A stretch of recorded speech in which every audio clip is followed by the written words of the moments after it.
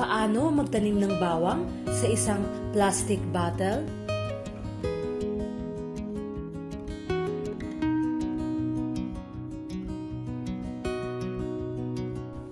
Ang bawang o garlic ay isang pangunahing sangkap at madalas nating ginagamit sa pagluluto.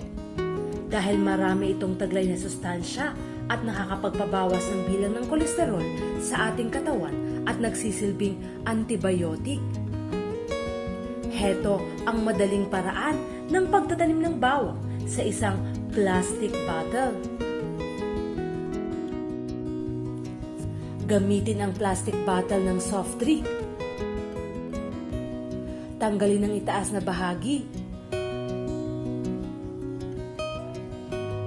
Initin ang pinutol na plastic bottle upang kuminis ito at hindi masaktan ng halaman. Maaaring gumamit ng kawali o plancha para initin ito.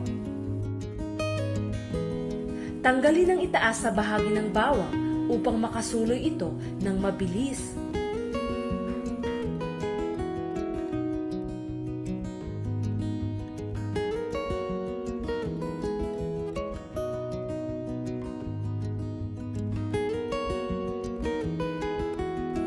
Lagyan ng tubig ang bote na sapat para mabasa ang ibabang bahagi ng bawang.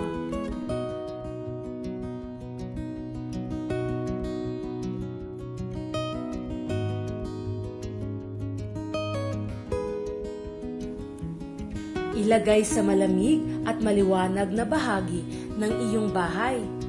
At siguraduhin palitan ng tubig kada 5 araw upang maiwasang magkaroon ng kitikiti at ng mabahong amoy. Makalipas ang ilang araw, tutubo na ang bawang.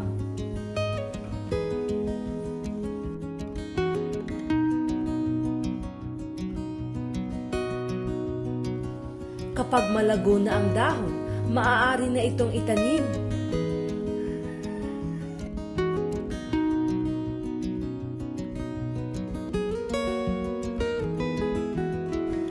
Gumamit ng sandy soil o gumawa ng 60% na sand soil at 40% na garden soil.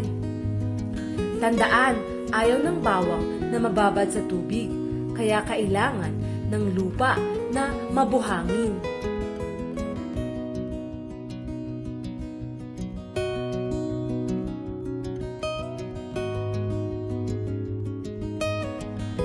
Itanim ang bawang na may lalim na 4 to 5 cm at layo na 20 cm sa pagitan ng bawat isa.